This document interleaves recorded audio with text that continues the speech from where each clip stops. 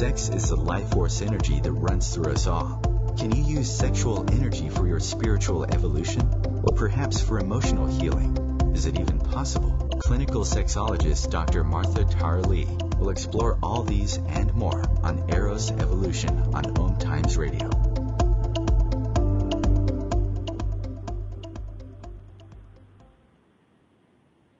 Hello, and welcome to Eros Evolution. This is where sexuality and spirituality meets. My name is Martha. I'm a clinical sexologist with a doctorate in human sexuality, and I'm from Eros Coaching. That's eroscoaching.com.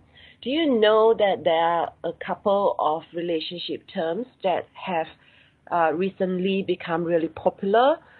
In case you don't know, there are terms like ghosting. This is when somebody who you are in relationship just disappears and stops contacting you. And we don't mean dating someone, we mean you're actually in a relationship with that person. Then there's also breezing.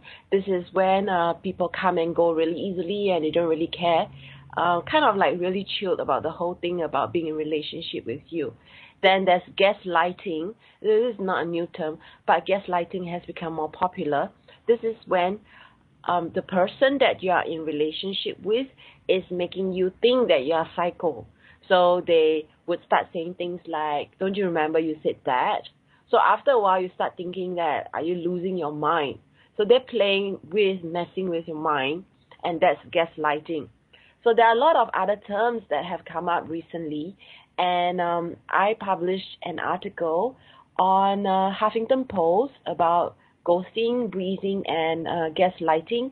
And earlier this week, I published another 9 relationship terms, and you can find it by going to Huffington Post.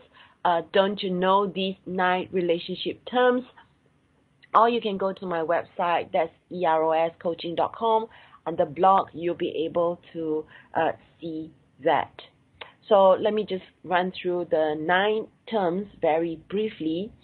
And they are breadcrumbing, benching, cushioning, foodie call,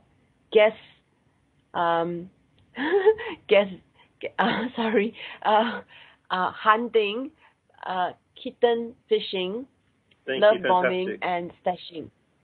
So, hi, great. Hi, Dr. So Martha. I was waiting to introduce you, Seani. Yes. Okay, so people check out the article. So let me introduce my guest for today. Today we are going to be talking about the Sacred Shadow with Seani Love. And he's a professional male escort specializing in what he calls conscious kink. And he'll be joining me to talk about the importance of understanding and integrating our erotic shadows. So that's right. He is a professional, discreet, fun-loving, erotic, and spiritual adventurer who works with intimacy, erotic ritual, tantric sex, and all forms of sacred sensuality. He uses a combination of sacred sexuality, conscious kink, counselling, and erotic ritual to create a custom journey into touch, sensuality, and embodiment that allows his clients to live more fully in their bodies as a whole, integrated, sexually empowered person. And he won the title of Sex Worker of the Year 2015 at the 2015 Sexual Freedom Awards. And you can find him at SeaniLove.com. That's SEANI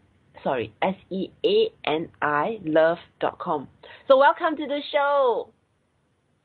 Hi, Dr. Lee. How are you doing there? I'm great. I'm really glad that you made it. I've been very intrigued by you and with your work since you won the Sex Worker of the Year award in 2015.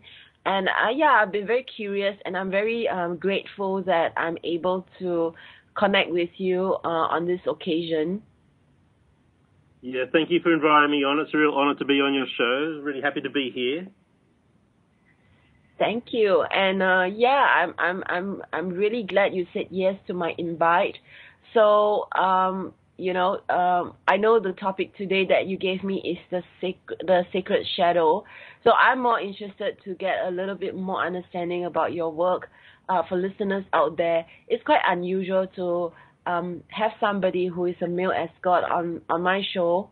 And so, yeah, we're very interested how you got into sex work. Yeah, well, it's quite a long story, and I'll try and be succinct with you. But I was always going to many different workshops to learn about Tantra, to learn about Kink, to learn about psychology, to learn about counselling and theatre, and many different things always to learn.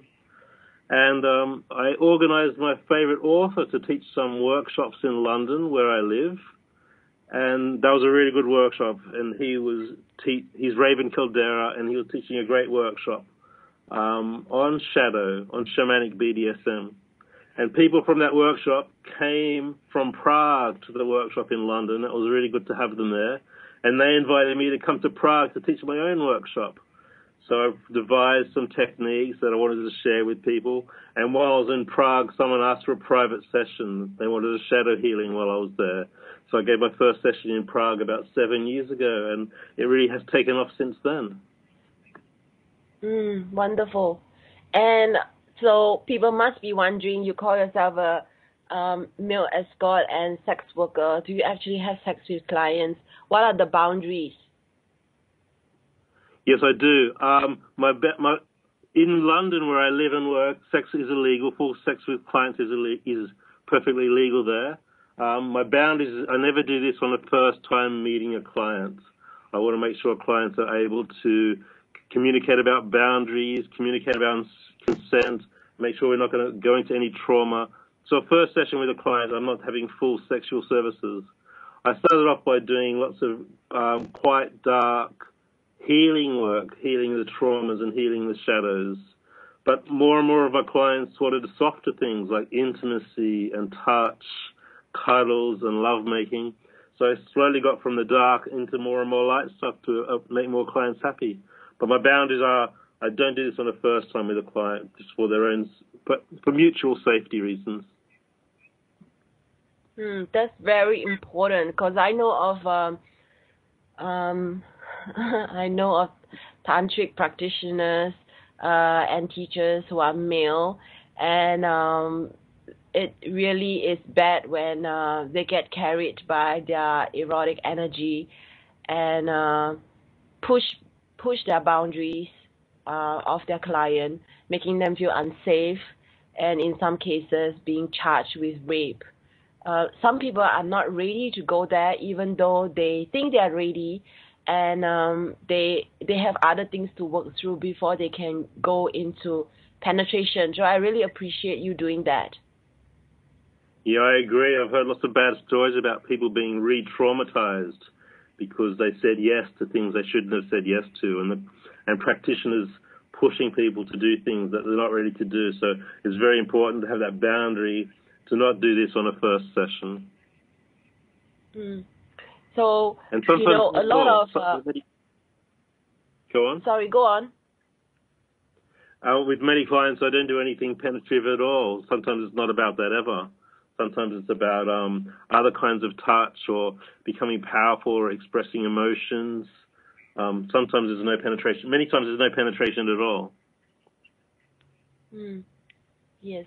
And that's really important for them to get to a place of being able to say, no, I don't want this. This is what I want. Please do this. And, because a lot of women don't feel that they have permission to do that, especially being told to shut up and look pretty their whole lives. It's really difficult being able to do that with a masculine person. Yeah, absolutely. We're all socialized in different ways, and many women are socialized to not seek their own empowerment, not seek their own pleasure. So a big part of coming to me for a session is learning how to articulate what you want to explore, learning how to say how you'd like to be touched, what boundaries you have. A lot of people don't know how to ask for things or how to express their boundaries. So when my clients are coming to me, it's a big learning system for them. So it can be very empowering. So, this show is on Om Times Radio Network, and most of the people who tune into our show usually are more conscious. You know, they are into spirituality and evolution, and this show is always about the link between sex and spirit. And some of them may be not exposed to the world of sex work. And some of them may be thinking, especially the men listening to this, they may be thinking, oh, you must have like the best job, you know, for a man, you get to, have sex and have lots of sex.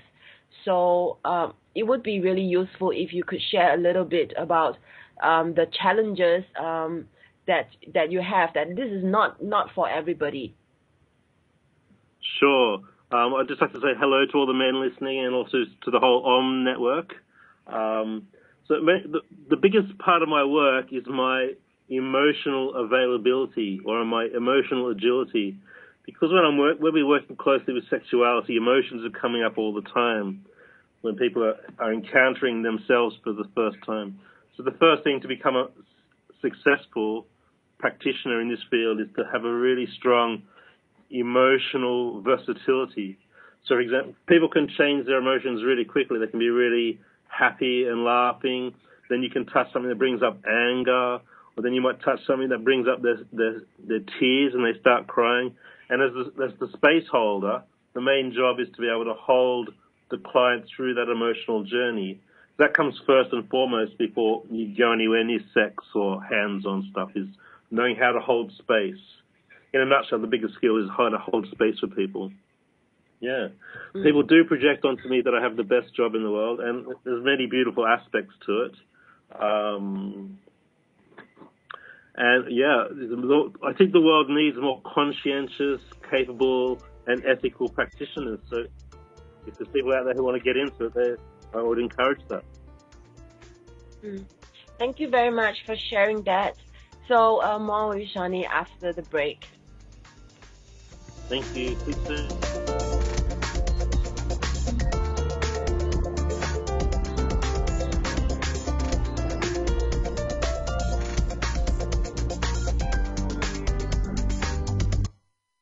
Your conscious lifestyle on steroids. Om Times Radio. IOM FM. Host your show on IOM FM, the radio network of Om Times Media, one of the more recognized brand names in the conscious community, and is backed by the extensive marketing reach of Om Times. Hosting a show on IOM FM immediately connects you with our extensive dedicated community. Hi, I'm Kelly Fox, host and astrologer of The Astrology Show. Each week, I'll give you access to the current transits, which are a valuable tool that provide astrological information to help unlock the potential each of us has. Understanding the stars can help steer us in the right direction to make better informed choices. So if you're wondering what's going to happen in your week ahead, be sure to tune in to The Astrology Show for guidance, Mondays at 9 p.m. Eastern Time. Every 2 minutes, an American is sexually assaulted. The majority of victims know their attacker. It could be your friend, your neighbor, or someone you met at a party. If you said no, it's rape, and it's a crime. This is Christina Ricci with RAIN. Call the National Sexual Assault Hotline today at 1-800-656-HOPE or visit rain.org. That's RAINN.org. Brought to you by RAIN and this station.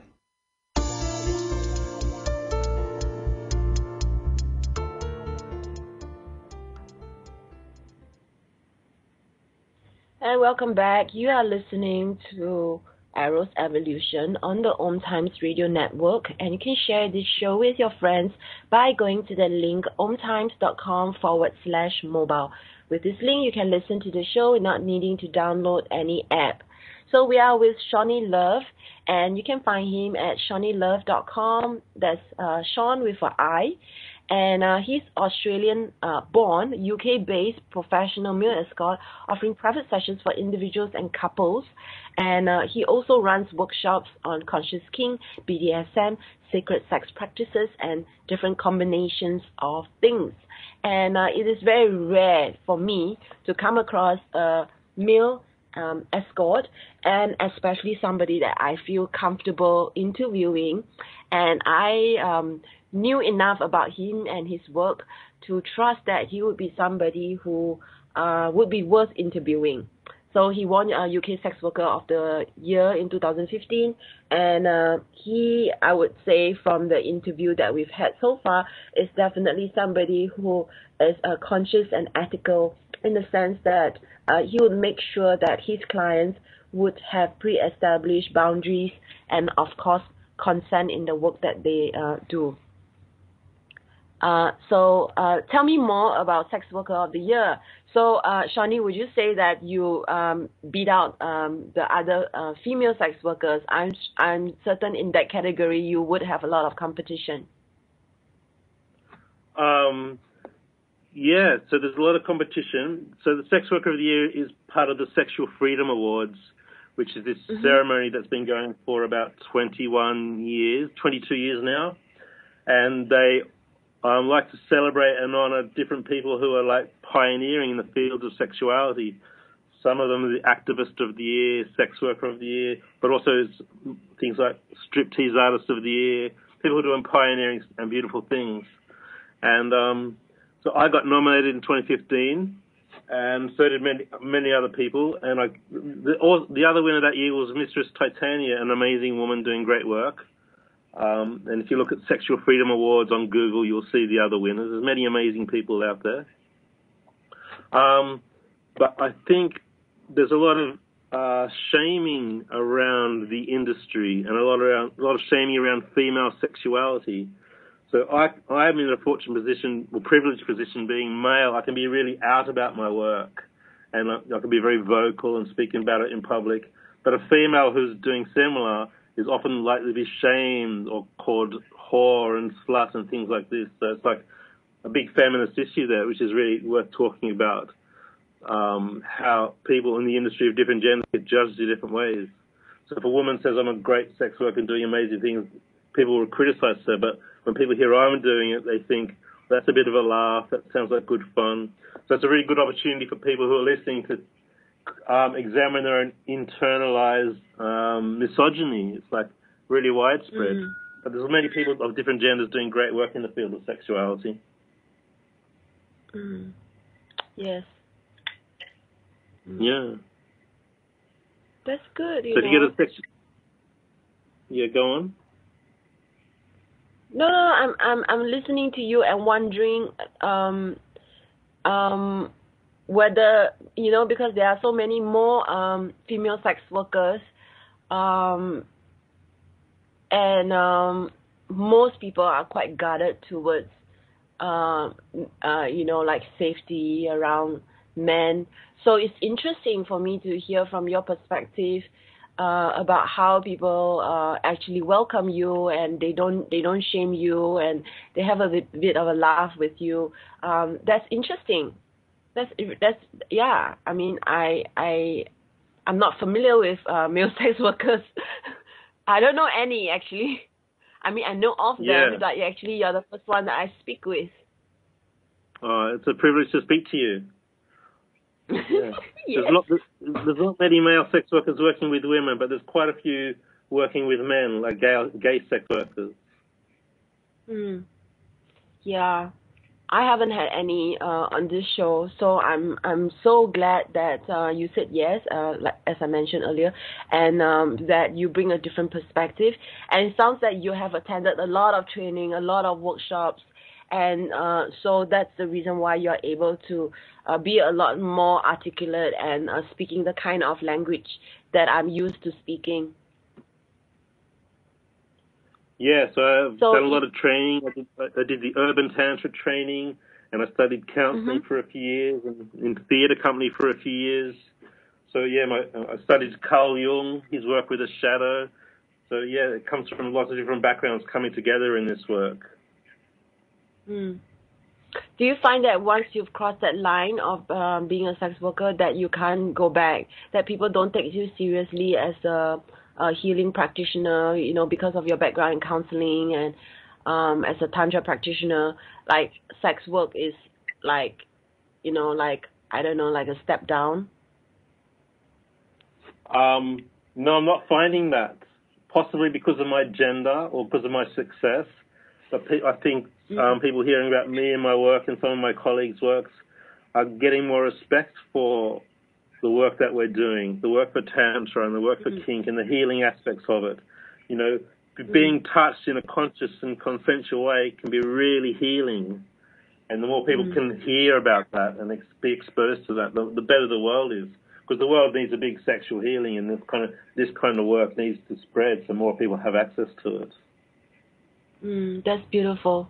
That's really important. Yeah. So, okay, I feel more comfortable now because, when I get requests for referrals for somebody who does body-based work with clients, whether it's with penetration or without penetration, I'm often very wary because I don't know who are the people who are good.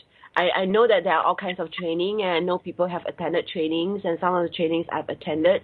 But I really feel that I need to know someone before I can recommend someone. And, looking at your website, SeaniLove.com, and also looking at your trainings, your qualifications, and now speaking with you, I feel very comfortable that there's someone like you doing this work. And I would be happy in future when I come across to recommend clients to you. Oh, thank you so much, Dr. Martha Lee. That's great to hear. Thank you. Yeah. Thank you. I mean, I hear about you, right? But I never visited your website, and it's good to look at your website and now see that you have all this training and trainings I would actually also be interested to attend. So tell us a little bit more about you as a spiritual person. Well, just on training, if there's a chance to attend, I'll send you a list of my upcoming workshops in Europe and in Australia. So maybe there's a chance to meet sometime. But yeah, I'm very ritual. Yeah, and if there's a chance to teach in Singapore, I'd love to. Yeah, I'd love to too. Yeah. So I'm really interested in Tantra, especially Neo-Tantra, which is, I guess, the conscious application of erotic ritual for expansion of the self and healing of the self. And if we talk in terms of energy, I hope your listeners are okay talking about energy. We can clear the blocks inside of ourselves. We can clear the blocks in the different parts of our body. Some people use the word chakras. Clear the blocks inside of our genitals or our hearts or our throats. And taking a body-based approach to this can be really beautiful and really wholesome.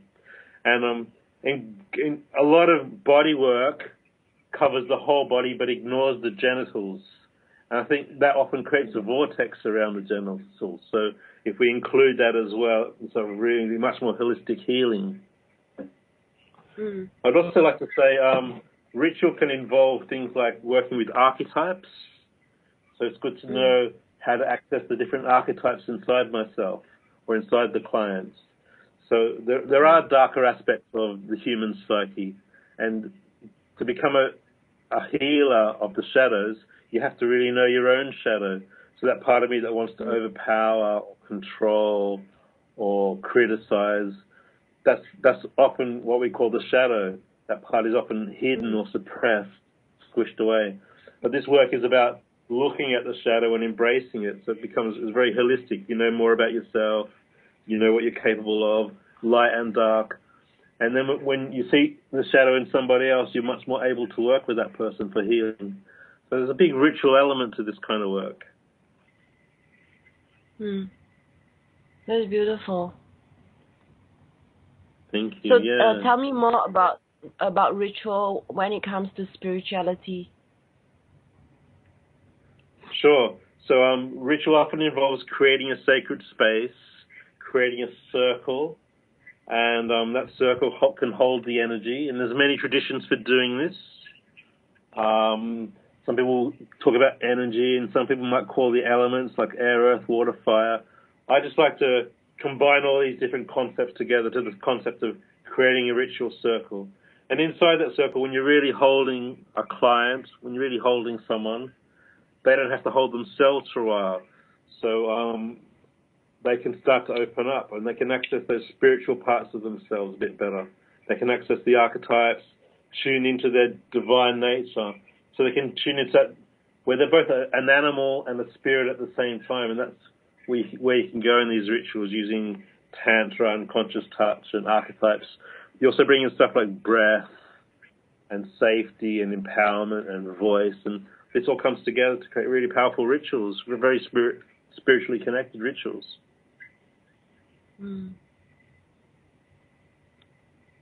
That's beautiful. Let's talk a little bit about shadow healing. Maybe a little bit about what is shadow for people who don't really understand. Sure. So there's a guy called Carl Jung, and I worked a lot with his work, and he talks. I'm using his definition of shadow in this context, and he says we're all got these parts of our psyche, part of our minds that we have to hide away from our culture, hide away from our family, hide away from even ourselves. And I'm especially interested here in the sexual parts. So your sexual fantasies about power and control, or your sexual challenges around gender. And most people hide these away inside their shadows. They push them down. So often they don't even know about them themselves. But shadow healing on the first level is to turn around, know that these shadows are there, and sort of light a magical candle, metaphysical candle, and light the candle and turn around and look at these shadows, consciously go in, because they're already there. We're just taking a conscious approach to exploring them. It can be very powerful to shine a light on the darker parts of yourself. Beautiful. Thank you. So we have a break, and we'll come back and understand more about shadow healing. Okay, speak to you in a minute.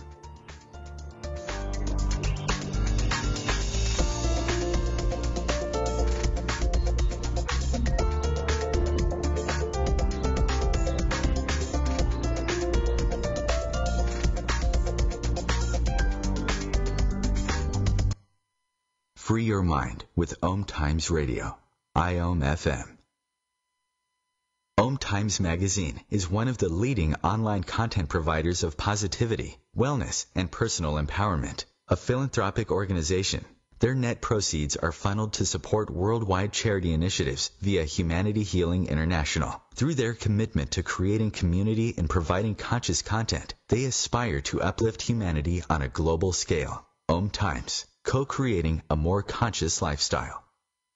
More than 24 million Americans have an autoimmune disorder, and that number continues to grow. I'm Sharon Saylor, and I'm one of those 24 million. To put that number in perspective, cancer affects about 9 million and heart disease up to 22 million. That's why I've brought together top experts and those thriving regardless of their diagnosis to bring you the latest, most up-to-date information. Join me, Sharon Saylor, Friday night, 7 p.m. Eastern, for the Autoimmune Hour on Life Interrupted Radio to find out how to live your life uninterrupted. What's up? This is Brad and Mike from Lincoln Park for Life Beat, the music industry fights AIDS. Listen up, times are tough and you get a lot of things thrown your way. If you're being pressured to have sex and you're not ready, then say no. If you're having sex, be smart and use protection. Respect yourself and protect yourself. For more information, call the National AIDS Hotline at 1-800-342-AIDS or log on to www.lifebeat.org.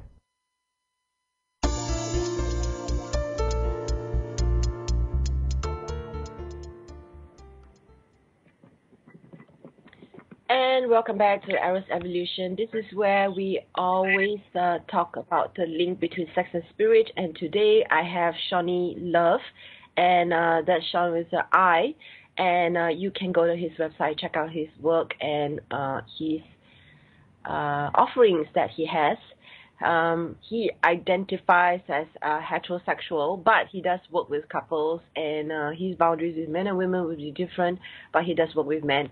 And he has had a lot of training, like I mentioned. And today we are focusing on shadow healing. So tell us more about shadow healing, and I suppose there's a link with trauma as well.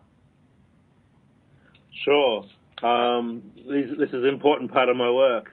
So a lot of people will suppress part of their sexuality into their shadows because they repress their sexuality. And this is often done for survival in some parts of the world. Say, for example, some having homosexual ideas or homosexual tendencies. This is illegal in many places, so out of survival, people need to suppress that. So if you can create a safe space, a safe and conscious space where people can turn around and look at these shadows, looking at their homosexuality.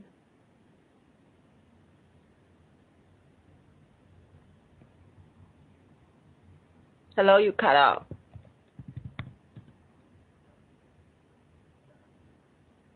Hello. Trauma healing specifically is a big part of my work. I kind of stumbled on it accidentally several years ago, or 15 years ago, and that kind of made me get into this industry. I had some darker fantasies, and I was exploring Kink, and as part of Kink called consensual non-consent. And a lover of mine had some trauma. She'd been attacked previously.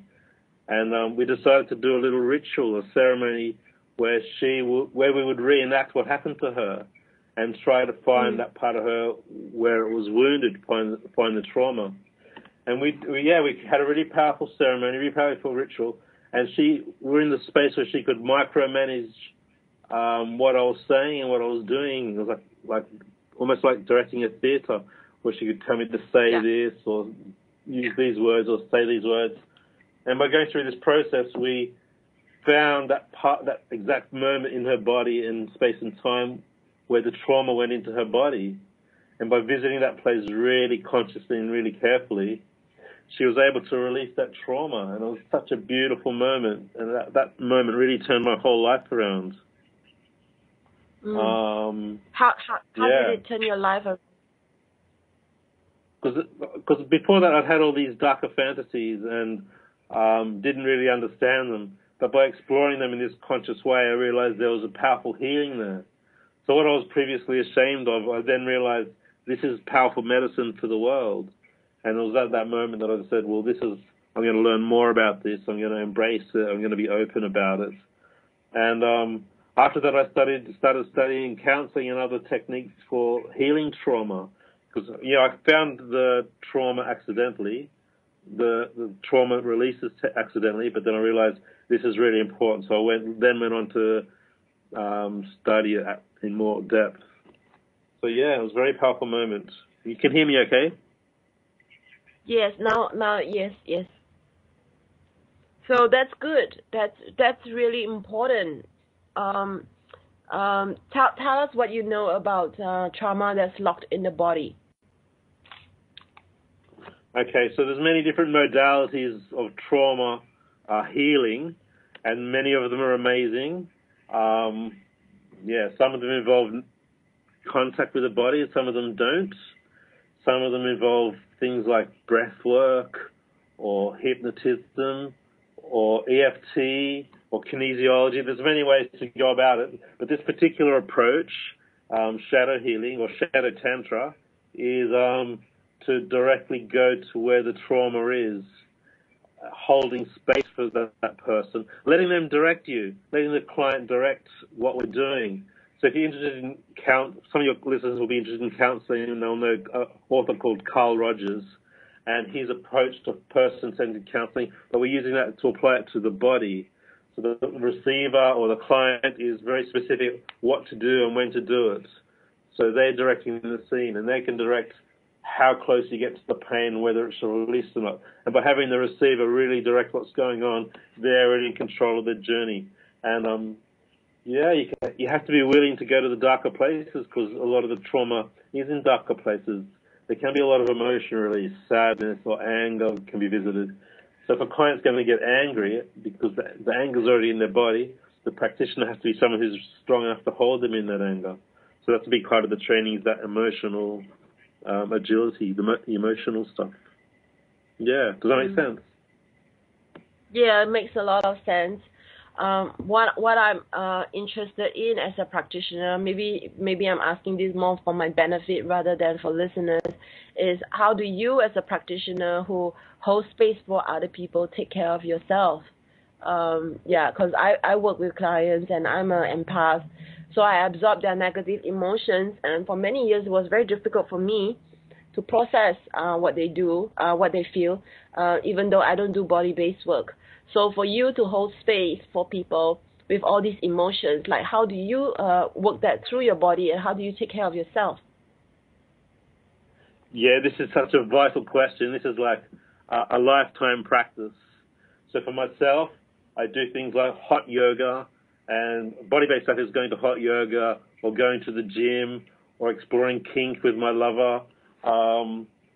Powerful ways to be emotional. I need to be able to release that emotion. So if someone releases anger in my room or sadness in my room, I can hold that and then they can be free of it. But later on, I need to release it. So I can do that by dancing in the 5 rhythms, or going to the gym, or meditating, or singing, or shouting. And over the last couple of decades, I guess, I've developed my own ways to deal with that. But they're going to be different for every person. So some people will be about sex, some people will be about crying, some people might be about hiding under the duvet and eating pizza. So there's different approaches to sort of processing that emotion. But it is very important to be rid of it, because I hear a lot of pain, I hear a lot of horrible stories, and if I carry those stories, then I wouldn't be able to do my work. That's great. Thank you for sharing that. So for people who are interested in what you are sharing about sacred healing and shadow healing, so what can they begin to do? But if they want to get in touch with me, I really welcome that, because I'm happy to talk about it and give them direction. More generally, I encourage people to go to workshops about kink and about tantra, and learn to communicate really clearly about their own desires and their own fantasies. I think most people listening will have suppressed desires and suppressed fantasies, often kinky or erotic. But if the listeners can start to express these different things they want to explore, this is the direction we want to be moving into, where people are able to express their desires, express their pain, and hold space for each other as we do that. So, going to lots of workshops, learning about different techniques, learning about their own body, learning about their own sexuality, encouraging people to push their own boundaries. So looking at their own... I was brought up in a very homophobic culture in Australia in the 1980s. So I think a lot of people will have homophobia built into their body. But there's different ways that we can open up and overcome that homophobia. I mean, even flat out gay people have internalized homophobia, but there's ways to confront that or deal with that, and that's just to be in presence with people of the same gender and take some breaths together. Or if you have fantasies about surrender or rope, it's to find a way to talk to your lovers and partners, go to workshops about that. So there's lots of resources out there, and there's some great teachers doing amazing things. There's many resources. So, you are based in London. So for people who are not in London, how can they work with you? So I often do sessions over Skype, and I can do some holding space over Skype, and that's only verbal and emotional. You can have some powerful releases of emotion over Skype, but there's also more to it than that. For the body-based stuff, they need to come and see me, either in London, but I'm always on tour as well. I go to Europe. Every month I'm in Netherlands or Germany or Prague or Italy. So I'm on tour quite a lot. And I go to Australia most years as well. I'm doing a 5-day workshop on Shadow Tantra in December in Australia. But if people are promoters or organisers in other countries, if they write to me, I can. I'd love to come and bring my work to more parts of the world. Yeah, when you pass through Australia, you could visit me in Singapore. Yeah, I'd love to. Yeah, let's talk. Okay. Yeah, so... We'll have a talk, and if we can... Yeah. After this, we'll have a talk, and if we can arrange something, then I'll come and visit you in Singapore. Yeah, that would be awesome. I feel very lonely sometimes. Oh. I'll give you a big hug. I don't have colleagues here, you know. Well, Okay. I do, but, you know, yeah. It's different, you know. People who have had similar trainings, we become part of a community, and it's important to support each other. Yeah. So in London and in Australia and other places, people who work in similar industry, in this industry, often will meet together for coffee or for brunch or breakfast or for a ritual circle and sort of meditate together or swap sessions with each other. So it's important to receive as well as you're giving. If you're giving a lot of your energy to your clients, then it's important for you to receive back.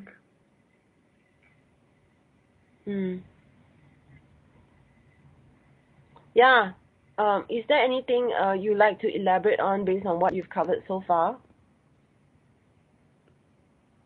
I'd like to say my training comes from many different places, and it's worth naming some of them because these people are also on tour quite a lot.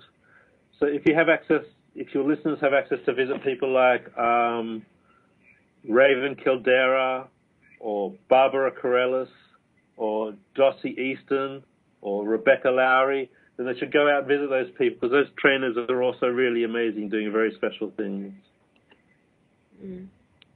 Yeah, it's good that you do a shout out to them for them. I have had Rebecca and Laurie and Barbara Corellis on this show.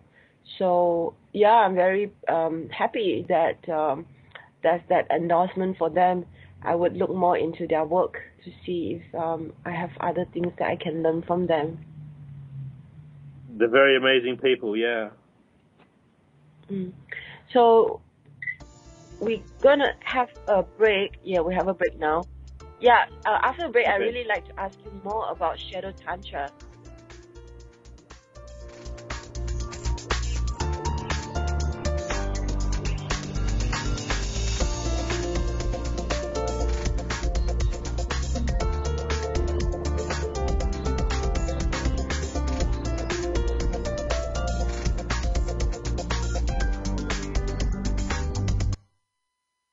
The best of the conscious minds in the world. Om Times Radio, your conscious lifestyle on steroids. The number one reason girls drop out of school in sub-Saharan Africa is lack of access to feminine hygiene products. The Pads for Schoolgirls Project, an outreach of Humanity Healing International, is changing this paradigm by setting up sewing programs at schools, teaching girls a vocational skill, while producing the reusable pads that help keep them attending classes. The girls pay it forward by making and giving pad kits to other girls in need. To learn more, visit humanityhealing.org. Humanity Healing is where your heart is. Hi, this is Julie Geigel. And I'm Susan Schuler. And I'm Lori Walker. And we are the Psychic Angel Channelers from Angel Talk Tuesday. Tune in every week at 10 a.m. Eastern on OmTimesRadio.com. The angels have heard your call and are here to help. Are you ready to receive? Bathe in the beautiful vibrational frequency to help you heal, expand, and remember your magnificence with Angel Talk Tuesday. It's on us to stop sexual assault. To get in the way before it happens. To get a friend home safe. And to not blame the victim. It's on us. To look out for each other. To not look the other way. It's on us to stand up. To step in. To take responsibility. It's on us, all of us, to stop sexual assault.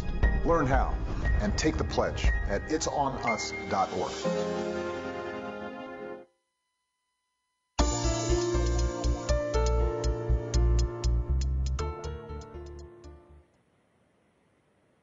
and we are into the last 15 minutes of today's show. Time really flies very quickly. We're talking about the Sacred Shadow with Seani Love, and he's a professional male escort specializing in what he calls conscious kink.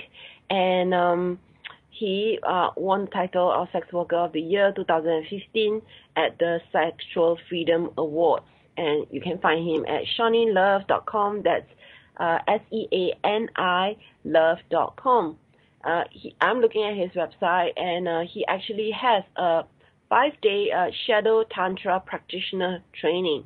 So as he was mentioning earlier in today's show, that shadow work is really powerful, and shadow work can actually help us to move trauma out of our body. He also shared how he takes care of himself as a practitioner, holding space for other people. So I'm very interested in particular Shadow Tantra, and also what you were talking about, conscious kink. Sure. So I think Shadow Tantra is a bigger term, and conscious kink includes many different techniques and styles. And when we apply conscious kink in a spiritual way, we call this Shadow Tantra. And basically, we're combining Tantra, such as energy movement and archetypes, spirituality, ritual, with techniques that are from the field of kink and BDSM, including role play and impact play and consensual non-consent. So start with something basic like impact play, which is, from the outside, if you've never tried it, it can look really weird, because it looks like people spanking each other or hitting each other. And if you've never tried this, people think that's very a strange thing to do.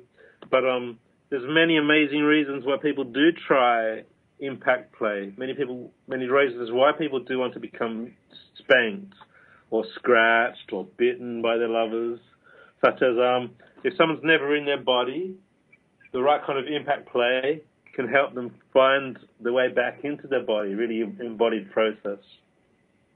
Also, the reverse can be true. If someone's always in their body but they want to have a journey or go into a trance, then the right kind of impacts on their body can help them trance and journey out of their body. Things like impact play can also help them have a emotional catharsis. We're brought up to believe, many of us are brought up to believe that boys don't cry and girls don't get angry.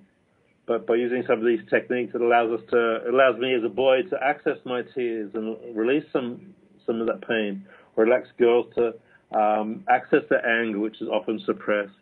So there's many reasons why you might explore conscious kink. Something like rope. Some people think, why would I want to be tied up, or why would I want to tie somebody up? But when you get tied up, it can allow a really powerful space of surrender. It can take away all your responsibilities for a while, and you can stop thinking and come out of your head and really get into your body and feel really held by the person who's tying you up. It's really beautiful, really healing to allow someone to tie you, and allows you to surrender, access emotions, and to feel really held like nothing before. When someone ties you and holds you this way, it can allow such beautiful feelings to come up. Yeah. Beautiful.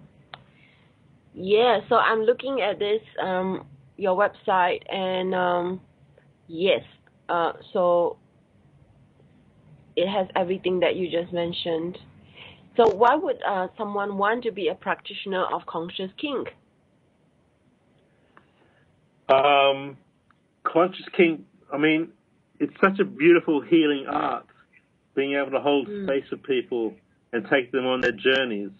It's really a powerful way of erotic service. I feel like my sexuality is really of service, not just to my clients, but this goes widespread out to the whole world. You change one life, you're changing the whole world. So people might want to use their sexuality and their skills to make the world a better place, and conscious kink is very definitely one way to do this. So people are drawn to healing of the shadows, or people might be drawn to exploring their own kinks and fetishes. Then becoming a practitioner is a very beautiful way to do this. Yeah, if you like holding space for people while they cry or release emotions, or you like to bring your Eros into your sessions and let people feel safe to feel sexual. Often people don't feel safe to be sexual, and part of the practice is to make a safe space for people to feel their sexuality often for the first time. So there's many reasons to become a practitioner. If after hearing me talk, people are drawn to it, I would really encourage them to write to me. And I'm happy to give people like a free 15-minute Skype sometime to talk it through and talk about the possibilities, give them some advice or feedback on their own journeys so people can write to me. Yeah. If anyone writes and says, I heard you on Dr. Martha's show and I'd like 15-minute Skype, then I'll happily do that. Great. Thank you for your offer. So remember, Seani is offering a 15-minute Skype call. Just mention this show, and you can just reach out to him through his website. That's SeaniLove.com. Thank you for that offer. So is there anything else you want to add about Shadow Tantra, Conscious Kink? Yeah, sure. I think the path of spirituality, for me, is the path of learning more about myself. I believe in this concept of enlightenment or total knowledge of self. And I think for me, and for many other people, the big part that's often missing in the teachings is about owning the own shadow. So for me, this is a real spiritual practice. The more I know about my own shadow, the more I know myself, and the better I am in the world. The more self-love I have, the more power I have, the more wisdom I have. So for me, this is a very sort of personal path towards spirituality, towards union with, the divine. Yeah. Yeah. So on this show, I always ask people, what is the link between sex and spirit for them? So what is the link between sex and spirit for you? That's a really important question. I think we're born into these bodies, and the bodies are like mammals, and we're full of blood and bone and meat. So we're like animals walking around this planet. But there's also like a divine spark, something from the gods or the cosmos has come into us, and so the God has come into the animal, and we are both. But through sexuality is a way for me to consciously combine sex and spirit. So when I'm doing shadow tantra or sacred sex, I'm being at once an animal and also a god at the same time. And the link is through bringing these things together, bringing spirit and animal together at the same time. And that is making me a whole person, which is the marriage of opposites. And that's my journey into spiritual wholeness. Beautiful. Yeah, this is the first time I'm hearing it being described in this way. When sex and spirit comes together, this marriage of opposites, it makes you feel whole. Absolutely, yeah. It's a model. I don't even know if it's absolutely true, but it works as a model. We're divine beings, and the whole idea here is to know how we are gods, or how we are from the universe. And this is one belief. The other belief is, we have flesh and blood, and we have desires, and we have pain and lust and juices in our body. And the sacred sex is about bringing these things together, and that is the most beautiful thing in the world.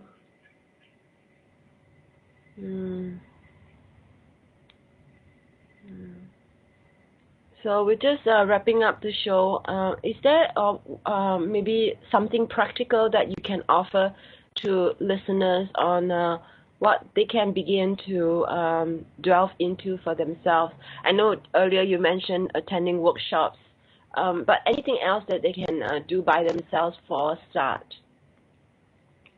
Yeah, sure.